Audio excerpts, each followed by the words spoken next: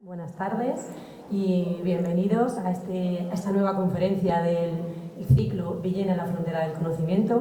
Con esta charla, con esta conferencia, cerramos el ciclo de este curso, pero igual de motivados para continuar al próximo curso, que yo creo que este ciclo de conferencias gusta al público y además yo creo que es necesario para trasladar a la sociedad lo que está haciendo o lo que es pues gente de Villena que se dedica pues, a investigación y a la ciencia, y esa divulgación científica yo creo que es necesaria para que toda la sociedad conozca lo importante que es la ciencia y la investigación, porque es lo que hace que avancemos. Así que hoy tenemos a Juan Antonio Micó Cabanes, que nos va a hablar del juguete al hidrógeno verde y a la robótica. Tengo que decir que ha sido engañado por mí, porque claro, lo que nos une a nosotros es las fiestas, nuestro traje de masera, pero pues a veces hay que dejar atrás la fiesta y pensar también en otras cosas. Yo sabía que estaba trabajando en el instituto, en el AYU, que luego yo creo que él nos hablará un poquito más sobre el Instituto Tecnológico, y consideré que también era importante e interesante conocer pues, lo que también se está haciendo en otros sectores. Hasta la fecha hemos tenido gente que trabaja en universidad o en el Consejo Superior de Investigaciones Científicas. Quizá los institutos tecnológicos son más desconocidos, pero tienen un buen departamento de I+D. Y entonces yo creo que tampoco nos podemos olvidar pues, de esa parte importante que también hacen y pues ese desarrollo, y sobre todo porque también creo que lo trasladan casi a primera mano a muchísimas empresas, que en este caso yo creo que lo más, no sé si más fácil, pero tienen a empresas como socios en esos institutos tecnológicos, y a veces a nosotros, la gente que trabaja en la universidad, nos cuesta más esa transferencia de tecnología. Así que también consideré que era importante pues mostrar también lo que se está haciendo en esos institutos. Así que pues voy a hablaros un poquito de Juan Antonio, para que todos Juanan, para los amigos, para que todos lo conozcamos y sepamos de dónde viene.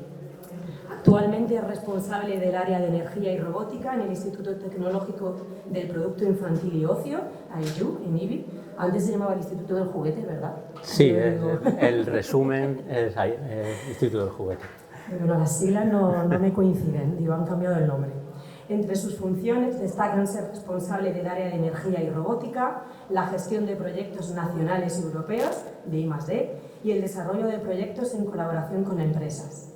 Anterior a esta etapa, también en el mismo Instituto Tecnológico fue ingeniero de proyectos de I+D, donde fue el responsable de proyectos de robótica colaborativa e industrial y participó en proyectos de nuevas energías como hidrógeno verde o biocombustibles. Además, también fue responsable del departamento de automatización de la empresa Q-Robótica, de aquí de Villena, donde llevó a cabo la gestión de los equipos de trabajo y la planificación de tareas y la programación PLCS y de robots KUKA, así como el diseño de esquemas electrónicos. En su primera etapa laboral ejerció como ingeniero de servicio encargado del sistema de alarma y supervisión y de la gestión del motor principal de buques mercantes, casi nada, en la empresa Simrad Spain, en Villajoyosa, así como ingeniero de proyectos para la proyección de nuevas instalaciones eléctricas para Iberdrola. En cuanto a su formación, estudió Ingeniería Técnica Industrial con la especialidad de Electrónica en la Universidad Politécnica de Valencia, y actualmente, también le sobra tiempo, está realizando el Máster Executive MBA. Así que, pues nada, Juana, muchas gracias por aceptar la invitación. Sé que a él no le gusta esto de hablar en público, que está haciendo un esfuerzo, lo engañé 2 veces. Primero invitándolo a dar la conferencia y luego diciéndole, te tienen que entrevistar, y además también las radios, para que crear ese aliciente y que viniera esta tarde gente. Así que muchas gracias por el esfuerzo que has hecho, y te dejo, como he dicho, del juguete al hidrógeno verde y la robótica.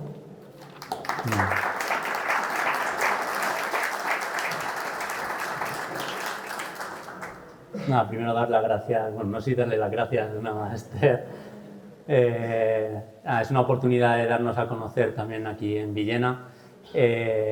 Antes de empezar con los proyectos que estoy llevando yo, quería hacer una introducción a lo que es el Instituto Tecnológico, porque para muchos es un gran desconocido.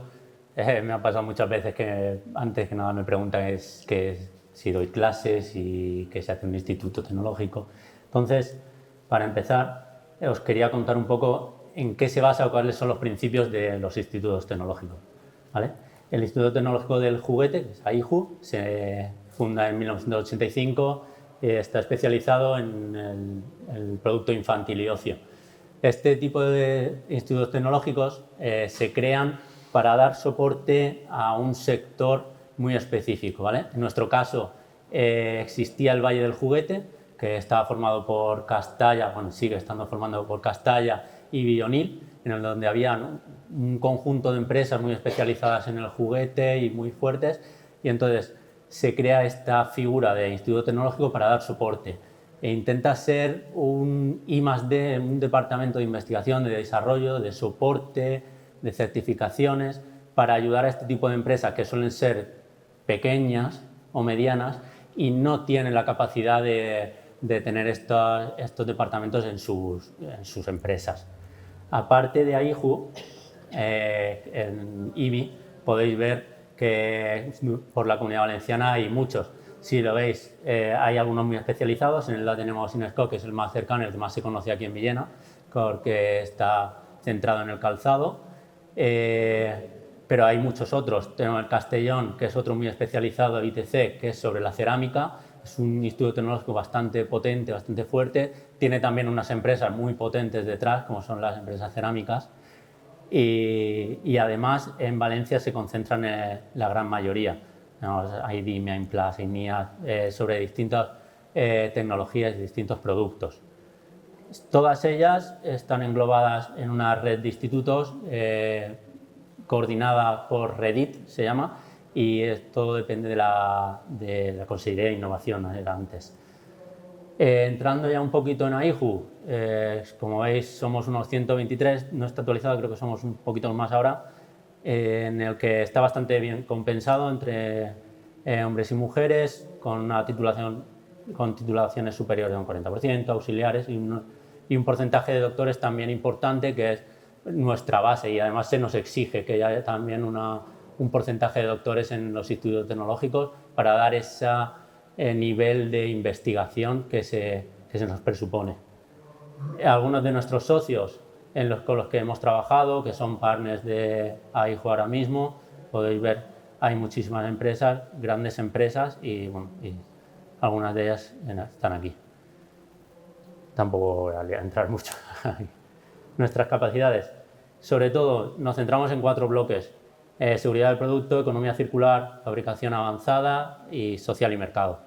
Dentro de estos bloques, el primero, que es el más enfocado al juguete, sobre todo y el último son los más enfocados al sector juguete y ocio. Tendríamos el de producto infantil, el laboratorio donde se certifican todos los productos infantiles, juguetes, no solo juguetes, también en tema de puericultura, chupetes, biberones, todo eso, todas las certificaciones que tienen que pasar estos productos se certifican allí en AIJU. Bueno, en España creo que hay un par de empresas que puedan certificar este tipo de materiales, y uno somos nosotros. Además de estas certificaciones, tenemos para materiales en contacto con alimentos, igual todo tipo de materiales plásticos que tengan contacto con alimentos tienen que pasar unas certificaciones muy exigentes, y allí estamos certificados para poder llevarlas a cabo. Otra de las patas fundamentales, otra de las capacidades de AIJU es la economía circular. Teníamos dentro de materiales, esto como veis también entra dentro de la parte del juguete, todo deriva. El juguete al final está hecho muchas veces de plástico. Esas empresas de plástico, muchas de ellas, aunque ya no se dediquen al juguete, han derivado al plástico, a inyección de plástico, soplado, ya sea para menaje de hogar, para otro tipo de productos. Entonces, requieren también de nuestros conocimientos. Muchas veces lo que se trabaja es pruebas de nuevos materiales reutilizados, materiales en los que se utilizan residuos, como por ejemplo cáscara de huevo, que el fósforo ayuda a esos plásticos. Todas esas pruebas las llevamos a cabo allí primeros testeos allí en AIJU y luego se puede llevar a producción. Además, tenemos la parte de medio ambiente en la que se puede hacer los estudios de huella de carbono, que ahora cada vez se están exigiendo más a las empresas. Al final no llega a ser, es una certificación energética, es decir, cuánto contamina la empresa. Y se hacen unas mediciones de energía, de residuos de agua, residuos de gases, y se contabiliza y se intenta mejorar. Para eso se hace. Luego las tecnologías energéticas, que es uno de nuestros sectores, que luego entraré más en detalle a hablar de ello, por lo que tampoco quiero entrar mucho. Aquí es donde hablamos del hidrógeno verde, nuevos tipos de energía, y luego os contaré un poquito más cómo llegamos del juguete a hablar de hidrógeno verde, que el hecho es hacer un instituto del juguete trabajando en hidrógeno. Sobre fabricación avanzada, tenemos un departamento de fabricación aditiva muy fuerte. Fabricación aditiva, por si no lo entendéis, es impresión 3D, lo que ahora hablamos de impresión 3D plástica, que ya hay muchísimo. Nosotros llevamos desde el 98, creo que entró la primera máquina de impresión 3D allí. Entonces, tenemos una gran variedad de tecnologías, de máquinas, trabajamos con nuevos materiales, con nuevos tipos de inyección y se están haciendo muchos proyectos dentro de la fabricación aditiva, sobre todo para testeo, para pruebas piloto, por ejemplo, necesitas hacer una inyección rápida de piezas, pero necesitas poquitas piezas, pues se puede fabricar un molde, en vez de meter un molde en aluminio, que es mucho dinero, mucho tiempo, puedes hacer uno en plástico, pequeñito, que te va a durar nada, pero bueno, a lo mejor para 100 piezas te va a sobrar. Y luego tendríamos la parte de industria 4.0, en la que entra la robótica, nuevas tecnologías de comunicación, captura de datos, realidad virtual, realidad aumentada, que entra muy en proceso y muy de la mano de la robótica. Además tenemos nuevas tecnologías que serían la parte de TICs, en ellas enfocado también al juguete, tenemos la parte muy de gamificación. ¿Esto qué quiere decir? Se trata de, a través de juegos, ya sea de juegos con realidad virtual, hacer entender a los niños, hacer aprender a los niños que ciertas rutinas, ciertas cosas, y se está trabajando mucho con realidad aumentada y realidad virtual en este campo. La última parte de nuestras capacidades sería la social. En esta tenemos la ludoteca, que es una de nuestras zonas más conocidas allí. Además se remodeló hace poco y ha quedado muy chula. Ella, ¿qué es una ludoteca? Pues al final es como una biblioteca, pero de juguetes, lo que más alucina a los niños. Lo que se hace aquí no es solo ludoteca para jugar, además tenemos estudios de mercado, de juguetes, nuevos juguetes, testado de productos, se hacen muchos estudios de aceptación y no solo de juguete, también, por ejemplo, productos que pueden ser susceptibles de que un niño pueda manipularlos, como por ejemplo, hace poco estaban trabajando con las cajas de un detergente, ¿vale? Al final es ver de qué manera si es viable, si es seguro para que un niño no lo pueda abrir. Pues todos esos estudios y esas test también se realizan aquí. Y una pata que ahora mismo también se está trabajando mucho y que cada vez va más es el e-health. E-health, ¿qué significa? Está muy enfocado a la tercera edad y se refiere a través de juegos, igual que lo que hablábamos con los niños de gamificación, pero para personas de tercera edad, a través de juegos, de rutinas, de interacciones con realidad aumentada, poder hacer ejercicios, por ejemplo, de mantenimiento o rehabilitación y hacerlos muchísimo más interactivos.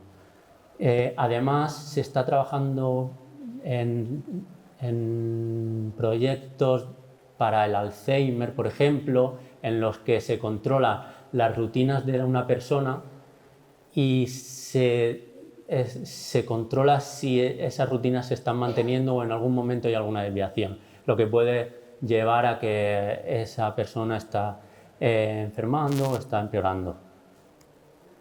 Nuestras líneas estratégicas en medio ambiente estamos trabajando muy fuerte en la recuperación de metales. Es una línea en la que ahora mismo ese residuo que lleva metal, por ejemplo, en el mecanizado con las taladrinas que llevan restos de metal, eso es un residuo puro y duro en el que se desecha. Además, las empresas tienen que pagar por ese residuo y nosotros estamos intentando poder recuperar esos residuos para darle un valor. Eliminación de componentes orgánicos y tecnologías de materiales. Tampoco quiero liarme mucho, ya voy a entrar a la parte de proyectos que creo que es lo que más como me siento y en lo que más os va a interesar. Sobre materiales innovadores, lo que he comentado, posibilidad de trabajar con materiales reciclados, biomateriales y materiales con fabricación aditiva.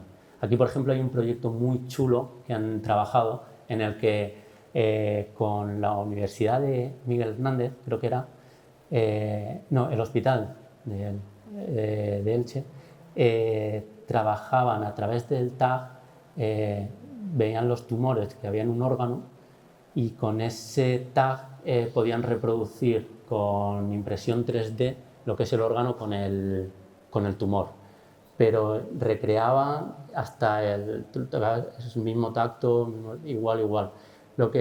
Para lo que valía era para que el cirujano pudiesen estudiar la manera de extirpar ese tumor de una manera segura antes de entrar a la operación.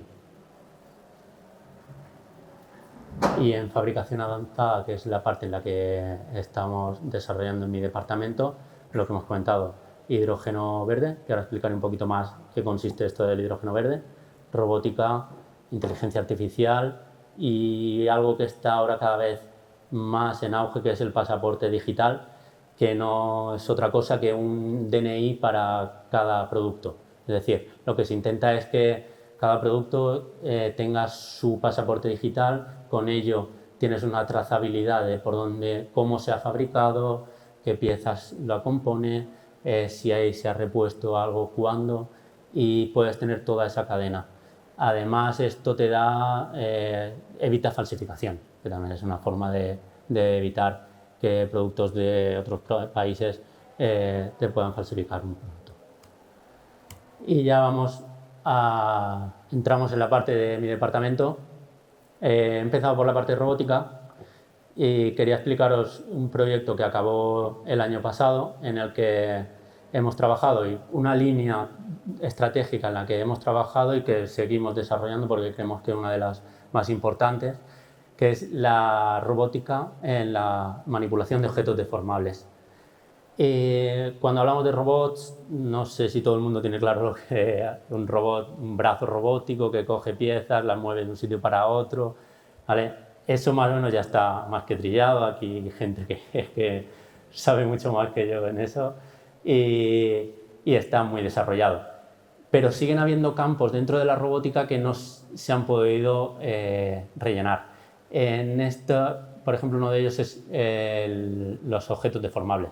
Hablamos de objetos deformables, cualquier cosa. Esta puede ser un objeto deformable, una muñeca, que es lo que nosotros trabajamos, es un objeto deformable, un zapato, una suela, también.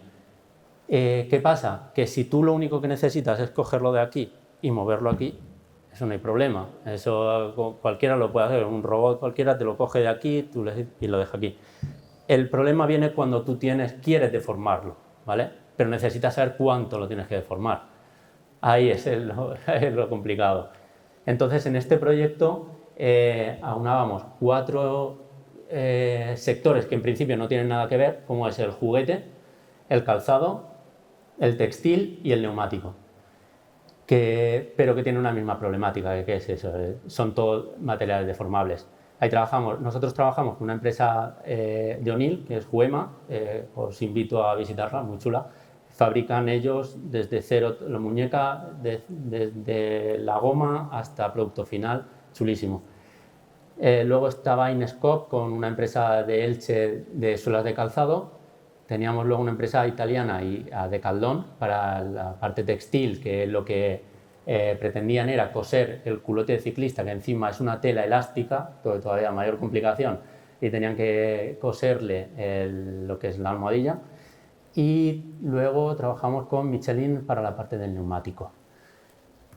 Aquí veis un poquito en lo que es el desarrollo. Este sería, no sé si se ve el punto, ¿lo veis, no? Esto es el robot de lo que hablamos y ahora os enseñaré un vídeo con las diferentes formas. Aquí veis las empresas que formaban el consorcio. Como veis, hablamos de pequeñas empresas como puede ser la empresa juguetera de O'Neill hasta grandes empresas como son bueno, Michelin, Decathlon o Zimmer, también son muy grandes empresas. Os voy a enseñar un poco en qué consiste el desmoldeo de una muñeca de forma manual como se hace ahora para que os hagáis una idea de en qué momento estamos. ¿Vale? A ver si se ve. ¿Vale? Esto es todo hecho por un operario. Esto es un molde que sale del horno a unos 80 grados. Entonces el operario está ahí manipulando unas tenazas a esos 60-70 grados más o menos y pegando tirones básicamente. Es ahí está extrayendo la cabeza. Este es el más fácil que tienen. Entonces eso, imaginar 8 horas pegando tirones a una pieza. Entonces, aquí con este tipo de proyectos lo que intentamos no es ni mucho menos quitar trabajo a las personas, es evitar este tipo de trabajos que es que esto es un matapersonas al final. 8 horas delante de un molde estirando, es que esto lo único que conlleva son lesiones. Tanto en este caso como el de las muñecas como en el resto. El de las suelas tendríais que verlo, luego no sé si se verá. El operario está en una posición además muy incómoda para ellos, con el brazo levantado, estirando hacia atrás. Es decir, que con muchos problemas de hombros y muchas lesiones. Aquí lo que intentamos, si veis, lo primero que empezamos es a poder ver que el robot pudiese ver esos materiales y además necesitamos que los vean a tiempo real, porque no me vale que yo te haga un vídeo y luego lo enseño, el robot tiene que estar manipulándolo a tiempo real. Entonces se diseñaron algoritmos, no sé si se ve, en los que, como veis, la persona está doblando la hoja y bajo tenéis lo que está detectando las cámaras de visión y no es a tiempo real, pero casi. Eso es primordial para poder hacer cualquier trabajo en este tipo de herramientas. Esto es otro desarrollo que hicimos. Aquí veis, mira, este es el operario extrayendo una suela de zapato. Para poder grabar los puntos, para poder sacar los movimientos del operario, porque aunque parezca que no, estos movimientos son bastante complicados y el operario ya tiene mucha experiencia y sabe cómo tiene que hacer el movimiento muy exacto, ideamos una herramienta que cogía los movimientos del operario, no sé si lo veis, las tenazas con esas detrás. Entonces, todo el movimiento que hace el operario se lo transfiere al robot, tal cual. Y así es muy fácil para el operario poder programar nuevas piezas, nuevos moldes, cualquier cosa. Es decir, la primera vez que llega ha llegado una suela nueva, le dice a grabar, coge, hace los movimientos de las dos suelas y ya lo tiene grabado en el robot. De esa manera, cualquier persona sin unos conocimientos expertos en la materia puede programar este tipo de movimientos. Con el tema de visión, tampoco quiero marearlos mucho. Quería enseñaros un poco de lo que empieza a ver una cámara de visión artificial, que sería la primera imagen, esto, que no se ve nada, que hay muchísimas cosas, a lo que vamos segmentando y vamos eliminando para conseguir ver las piezas de la muñeca con el fin de detectar dónde está cada muñeca y cada pieza y poder cogerla. Al final todo este proceso es simplemente para saber, vale, que estoy hablando del brazo de la muñeca o es la cabeza. Vale, pues entonces la tengo que coger de aquí, ¿vale? pero lleva un preproceso que no se ve, además hablamos de décimas de segundo o milisegundos, que es necesario. Aquí ya podéis ver, no sé si se ve bien. Este ya sería, es un poco raro, aquí a la derecha sí que lo vais a ver mejor. Ya sería lo mismo que estábamos hablando de que hacía el operario, lo estamos haciendo ya con el robot. En este caso lo que hacemos con el robot es tener un control muy fino de la fuerza que está haciendo, porque aquí el mayor problema es que estas piezas cuando salen son muy elásticas. Si tú pegas un tirón muy fuerte también te la rompes, que nada le sienta bien. Si no estiras suficiente no la sacas, pero si estiras demasiado la rompes. Entonces tienes que llevar un control de la fuerza muy exacto para poder extraer las piezas. En este caso, además, intentamos implementar unos sensores de fuerza en lo que sería al final el dedo para poder controlar tanto la fuerza que está haciendo en la pinza como en caso de que se le escape.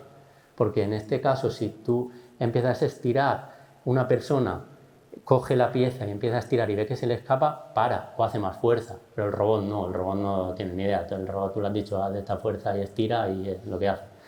Entonces implementamos unos sensores de fuerza en las puntas que lo que conseguían era eso, controlar la fuerza que está haciendo a la pieza para no deformarla, no romperla, y además en caso de que empiece a estirar y se le esté deslizando, se le esté resbalando, que consiga retenerla o haga más fuerza para retenerla. Aquí a la derecha también veis la otra parte del proyecto en la que era el ensamblaje, que realmente parece un proceso sencillo para la persona. Al final coges con una mano el cuerpo de la muñeca, con la otra el brazo, la pierna, tal, y la introduces, pero lleva bastante más miga. Además, en este caso, solo trabajamos con un robot, el otro está fijo, tienes que hacer una deformación muy exacta de la pieza para que entre y cuadre todo bien, y era bastante complicado.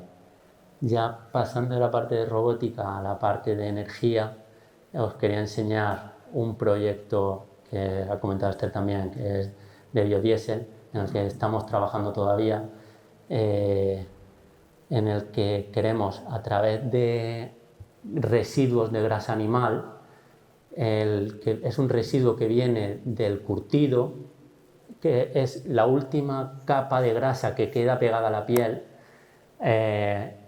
Los curtidores, para poder quitarla, utilizan sulfuros, utilizan azufre, productos muy abrasivos.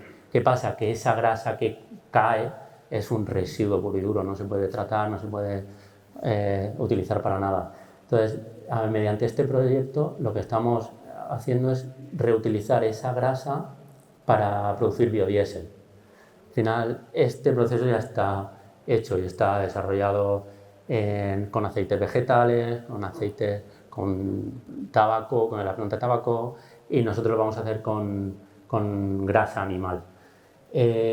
Para ello, ¿qué necesitamos?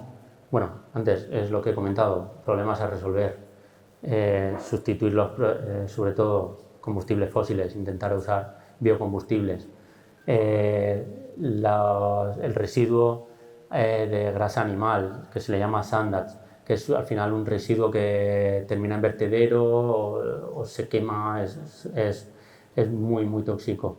Y lo que intentamos con este proyecto, bueno, lo estamos consiguiendo, es utilizar la fracción grasa para generar biodiesel y la fracción proteica para generar bioestimulantes. Bioestimulantes se utiliza para las plantas, para que crezcan más rápido. Como veis, estas son las etapas del proceso. Tenemos desde la materia prima, que os lo recomiendo que la veáis, algo súper chulo de ver y de oler. Conseguimos caracterizar la materia prima que necesitamos, diseñamos el banco de pruebas, banco planta piloto, y de ahí tenemos un hito de conseguir 5 toneladas de biodiesel. Esta es la planta, ya está, aquí todavía está en un proceso intermedio, ya está totalmente operativa, está trabajando y estamos consiguiendo biodiesel. Ahora estamos en el proceso de caracterizar cuáles son las mejores parámetros del proceso para mejorar las características. Además, aquí tenemos una segunda fase en la que una vez consigamos el biodiesel, lo probemos en motores y veamos que va bien, introduciremos una variante que se le llama catalizadores en el reactor, que lo que hacen es básicamente mejorar el proceso, ¿cómo lo diría? Facilitar la medida del proceso, porque aquí estamos hablando de que para que esto funcione necesitamos 200 bares de presión y 350 grados. Es decir, tenemos una olla express para hacer el cocido, pero a lo bestia. Claro, aquí estamos hablando de un reactor chiquitín de 4 litros. Esto luego, cuando se quiere hacer a escala industrial, que por eso está Cepsa, requerirá de unos reactores muchísimo más grandes. Si con estos catalizadores conseguimos que no necesitar los 350 grados y a lo mejor con 200 grados es suficiente, pues el reactor podrá ser un poquito más liviano. Os voy a poner un vídeo para que veáis, que lo va a explicar mejor que yo. Así.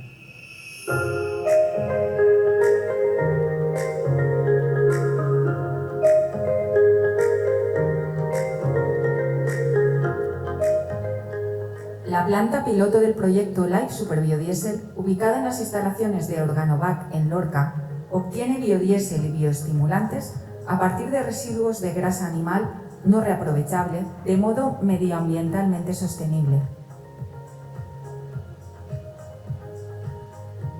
El proceso de separación de la materia prima se realiza en 3 fases: Eso es la materia líquida, prima. sólida y grasa, para su conversión en compuestos de alto valor añadido en una visión circular.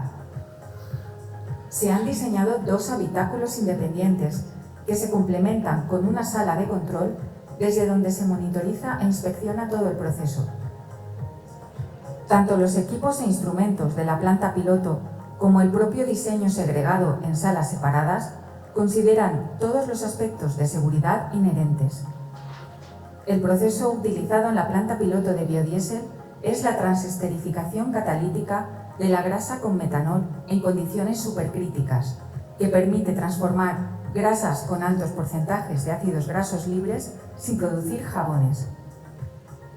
La reacción ocurre en presencia de catalizadores heterogéneos conformados, lo que simplifica el proceso al eliminar las unidades de neutralización y eliminación del catalizador.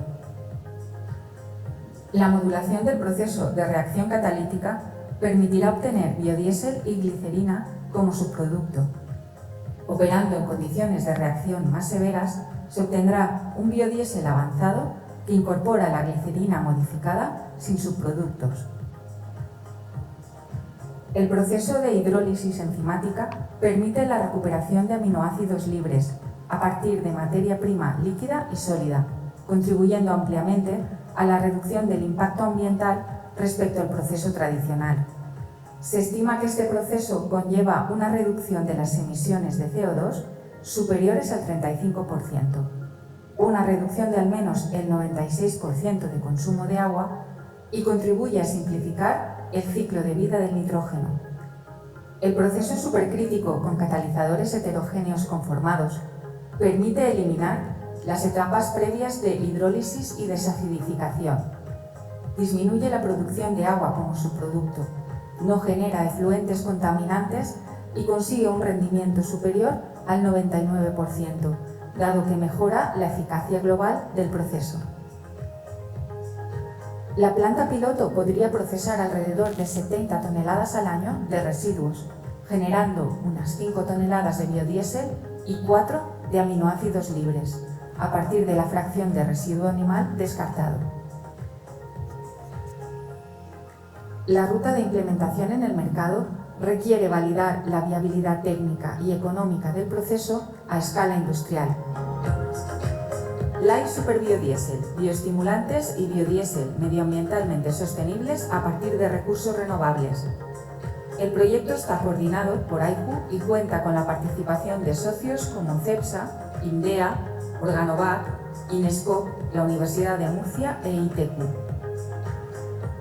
financiado por el programa LIFE y cofinanciado por la Unión Europea. Ya está. Nada, y a ver lo que ha comentado. Al final la utilización de este nuevo proceso supercrítico, lo que mejora lo que hay ya es que, por ejemplo, ahora para generar ese biodiesel, una vez se genera, tienes una capa de jabones que luego necesita un proceso de limpieza y de lavado que conlleva mucha energía, gasto de energía. Mediante este proceso supercrítico, esos jabones no se generan y además, lo que comentaba, si aumentamos las condiciones, es decir, todavía subimos más la temperatura, la presión, conseguimos que la glicerina se una a ese biodiesel.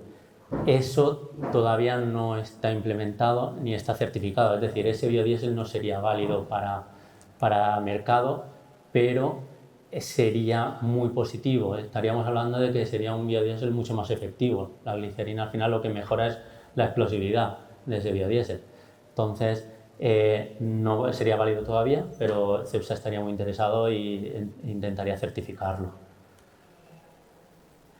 Y nada, el otro proyecto que os quería comentar, y ya con esto os dejo tranquilos, es la parte de electrolizadores y de hidrógeno verde que se comentaba en el título.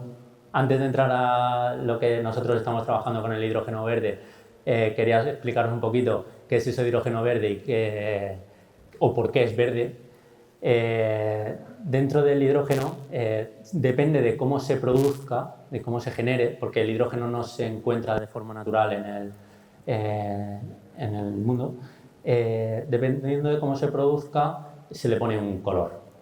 Negro o marrón si se produce a través de quema de carbón o gas, entonces hidrógeno gris si es de reformado de gas natural, amarillo si es electrólisis pero es con electricidad de red, luego tenemos el azul si es con carbón pero el dióxido de carbono que emite lo capturas de alguna manera.